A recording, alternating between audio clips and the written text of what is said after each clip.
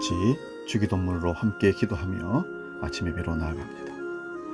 하늘에 계신 우리 아버지, 아버지의 이름을 거룩하게 하시며 아버지의 나라가 오게 하시며 아버지의 뜻이 하늘에서와 같이 땅에서도 이루어지게 하소서.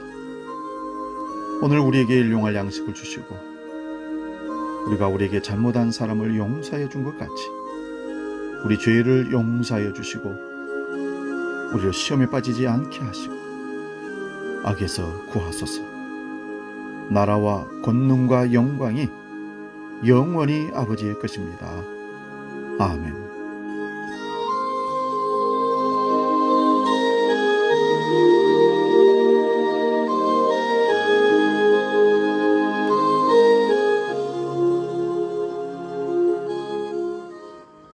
찬송가 183장 빈들의 마른 풀같이 함께 찬송합니다.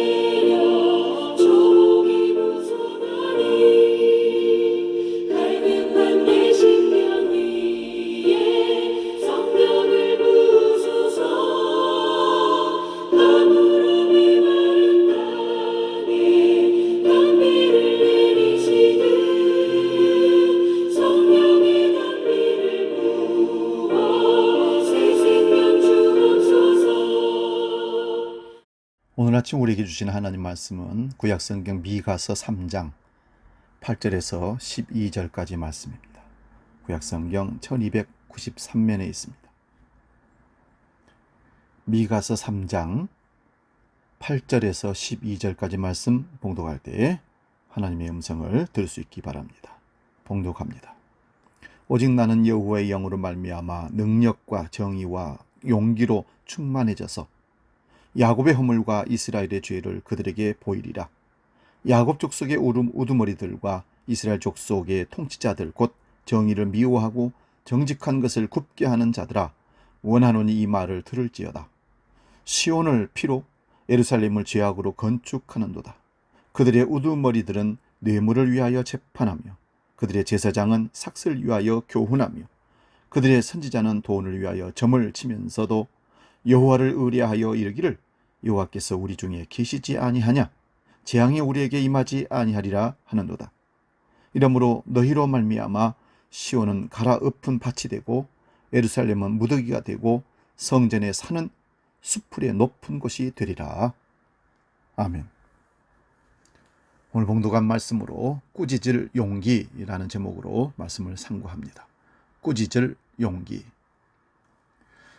척박한 광야 같은 현실 가운데 희망의 빛을 찾아 헤매는 이 땅의 젊은이들이 지쳐가고 있습니다. 취업 대란에다가 고용 불안에다가 코로나 위기와 여러 가지 복합적으로 우리 젊은 청년들이 낙담하고 시리에 빠져 있습니다. 그래서 우리 현실은 욕망의 사다리 윗단에 올라서기 위해서 치열하게 경쟁을 하는 것 같습니다. 그것은 세상뿐만 아니라 교계에도 마찬가지입니다. 세상은 여러 가지 방식으로 다른 길은 없다고 말합니다. 욕망과 성취 사이의 시간이 짧을수록 좋다고 가르칩니다. 한마디로 급박스럽게 많이 벌라는 것입니다. 일확천금을 얘기하는 겁니다. 기다림과 절제를 통해 하나님의 일하심을 경험하기도 전에 우리는 우리의 수완으로 빠른 시간 내에 뭔가를 만들어내는 것을 굉장히 좋아하고 급박하게 급성장하는 것을 추구하고 있습니다. 그래서 부동산으로, 비트코인으로, 주식으로 젊은이들이 달려갑니다. 이것을 영끌이라고 얘기합니다. 이제 다른 삶을 상상해야 할 때가 되었습니다. 지금까지 추구했던 그 모든 것들을 내려놓고 코로나로 다 어그러진 삶을 다잡지 아니하면 물질은 풍성하게 거둘지 모르겠지만 정신이 무너지고 사회 질서가 무너져서 이 세상에 희망이 없어지는 것입니다. 배에 기름이 낀 우리들은 변화나 도전을 싫어하고 현실에 안주하는 본성이 있습니다. 세상의 변화는 늘 절박한 사람이나 사건을 통해 일어나는 법인 것 같습니다. 주전 8세기의 농민 예언자인 미가는 중앙 정치 무대에서 의시되며 사는 권력자들의 위선과 비리를 신랄하게 비판했습니다. 다른 예언자들은 대개 회개를 요구하지만 미가는 그럴 여유조차 시간이 없었는지 하나님을 등지고 살아가는 사람들에게 내릴 무서운 심판을 바로 선포해버립니다. 미가서 2장 1절 2절 말씀입니다. 그들이 침상에서 죄를 꾀하며 악을 꾸미고 날이 밝으면 그 손에 힘이 있으므로 그것을 행하는 자는 화 있을진저 밭들을 탐하여 빼앗고 집들을 탐하여 차지하니 그들이 남자와 그의 집과 사람과 그의 산업을 강탈하도다. 양심의 화인 맞은 자들이 사는 방식은 어느 시대에나 마찬가지인 것 같습니다. 하나님은 미가를 통해 정의에 관심을 가져야 할 지도자들이 선한 것을 미워하고 악한 것을 사랑하는 현실, 백성들의 가죽을 벗기고 뼈를 산산조각 바수고 고기를 삶듯이 백성을 삶아내는 현실을 보면 그들이 심판받을 날이 다가오고 있다는 것을 선포하고 있습니다. 예언자들은 불의한 현실을 보고도 입을 굳게 다물었습니다. 그러나 미가는 그럴 수 없었습니다. 하나님의 심정에 사로잡혀 있었기 때문에 자기 말로 자기 생각으로 거부할 수 없었습니다. 본문 8절입니다. 오직 나는 여호와의 영으로 말미암아 능력과 정의와 용기로 충만해져서 야곱의 허물과 이스라엘의 죄를 그들에게 보이리라. 어느 시대에나 하나님의 영에 사로잡힌 사람은 있기 마련입니다. 그들은 자기들의 의기에 입각하여 말하는 것이 아니라 하나님의 영에 감동되어 힘있는 사람들 죄를 준엄하게 꾸짖습니다. 눈치 보지 않습니다. 꾸짖을 용기는 하나님으로부터 나옵니다. 불의를 보고도 꾸짖지 못하는 것은 하나님의 영에 사로잡히지 않았기 때문에 그렇습니다. 예언자는 철저하게 느끼는 사람입니다. 하나님은 그의 영혼의 무거운 짐을 지워주셨고 그는 고개를 숙여 인간의 무모한 탐욕에 망연자실해 있습니다. 하나님은 예언자의 말을 통하여 분노하십니다. 예언자들의 주장은 하나님과 인간 사이에 엉거주춤하여 알쏭달쏭한 법은 없습니다. 정확하게 전달할 수밖에 없습니다. 그것은 마치 하나님의 가슴에서 쏟아져 나와 인간의 가슴 속으로 뚫고 들어가려는 듯 강요하고 앞으로 밀어붙입니다. 예레미야 선지자도 마찬가지입니다. 나라가 망할 것을, 유다가 바빌론의 포로가 되는 것을 하나님이 허락하셨다는 것을 선포할 수밖에 없을 때 그는 매국나라는 소리를 들었고 죽임당할 협박까지 당했습니다. 미가는 하나님이 주신 꾸짖을 용기를 가지고 위선적이고 탐욕스러운 사람들과 맞섭니다. 그는 야곱의 집의 지도자들, 이스라엘 집의 지도자들을 가리켜 이렇게 말합니다. 그들은 백성을 죽이고서 그 위에 시온을 세우고 지하으로 터를 닦고 그 위에 예루살렘을 세웠다는 것입니다. 미가는 유대인들의 마음의 고향이요 영원한 성소를 백성들의 피가 흐르는 땅, 죄로 더 닦인 곳이라고 말하고 있습니다. 바로 예루살렘을 두고 하는 말입니다. 불경하게 이를 데 없습니다. 하지만 그는 사람들이 대민하기 싫어하는 진실을 미루거나 망설이지 않고 폭로합니다. 보면 12절입니다. 이러므로 너희로 말미암아 시온은 갈아 엎은 밭이 되고 예루살렘은 무더기가 되고 성전에 사는 수풀의 높은 것이 되리라. 시온에 임할 심판은 바로 지도자들의 죄 때문입니다.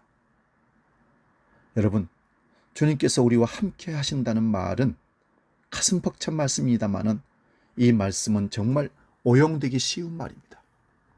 죄의 배를 배불리기 위해 온갖 불의한 일을 다 자행하는 사람들이 이런 말을 하는 경우가 참 많습니다.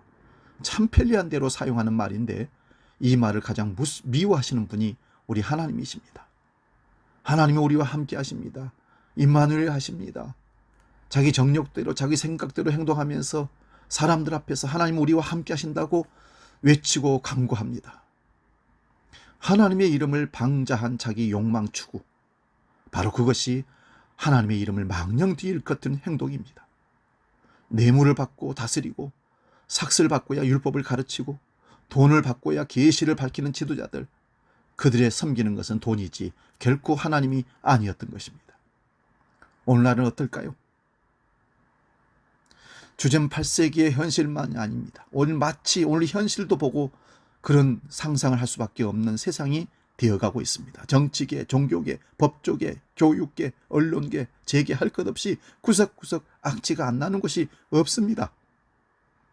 그런데 그 가운데서도 깨끗하게 살려고 몸부림치는 사람들이 있지만 그 더러운 흐름을 거스리는 일은 늘 힘에 부칩니다. 돈이 주인 노릇하는 세상에 투항한 사람들은 모두 하나님을 등지고 살아갑니다. 염치도 부끄럼도 다 사라졌습니다. 이전에는 자신들의 파렴치한 민낯이 드러나면 부끄러워할 줄 알았습니다. 하지만 이제는 부끄러움을 지우고 오히려 뻔뻔해졌습니다. 지금 우리가 하나님께 구해야 할 것은 불의를 꾸짖을 수 있는 용기입니다. 믿음의 사람은 자기가 살고 싶은 세상을 지금 시작해야 됩니다. 암담한 현실을 바라보며 탄식을 한다고 세상은 달라지지 않습니다. 우리가 잊지 말아야 할 것은 세상 도처에 같은 꿈을 품고 살아가는 사람들이 많다는 사실입니다. 아합과 이세벨의 공포 정치에서 살아남은 예언자라고 나 혼자뿐이라고 탄식했던 엘리야 선지자에게 하나님은 바알에게 무릎 꿇지 않은 선지자 7,000명을 남겨두셨다고 선언하셨습니다. 저는 이 말씀을, 이 진실을 굳게 믿습니다. 다 어그러지고 엉망이 되었다고 하는 대한민국에 아직도 바알에게 무릎 꿇지 않은 정직한 하나님의 사람들이 있다는 사실입니다. 기도하는 일꾼들이 있다는 것입니다. 하나님의 정의를 외치는 자들이 있다는 것입니다. 외롭기로 작정하면 됩니다. 가기로 목숨 걸게 되면 됩니다. 믿음의 길은 그러합니다. 좁은 길입니다. 주님의 도우심으로 우리가 절망의 땅에서 벗어나 희망의 노래를 부를 수 있기를 기원하면서 하나님 이 땅을 치료하시고 믿음의 사람들, 아직도 기도하고 있는 하나님의 사람들을 통해서 한국 교회를, 이 땅을 다시 개혁시키고 하나님의 나라가 이 땅에 이루어지게 하는 일들을 감당하도록 우리를 사용하여 주옵소서. 기도할 수 있기를 바랍니다. 이 시간 이 땅의 황무함을 부숴서 부흥 찬양하고 기도하겠습니다.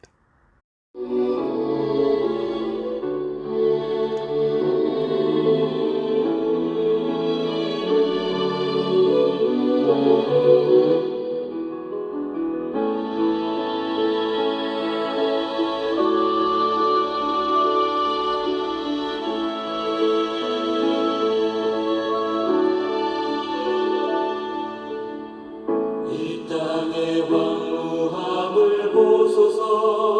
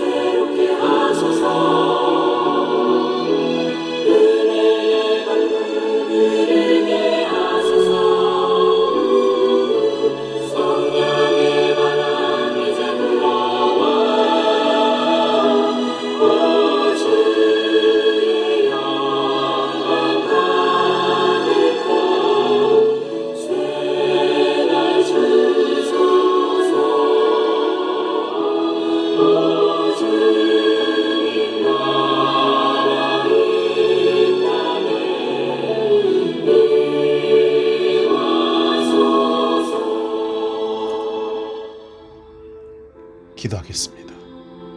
하나님, 불의를 보고 꾸짖을 수 있는 용기를 우리에게 주시옵소서. 하나님의 말씀에 심판의 말씀을 그대로 선포하는 우리가 되게 하여 주옵소서. 우리 믿음의 가정들에게, 교회들에게, 세상을 향하여 하나님이 외치는 말씀을 그대로 선포하는 종들이 있게 하시고 성도들이 있게 하여 주시옵소서.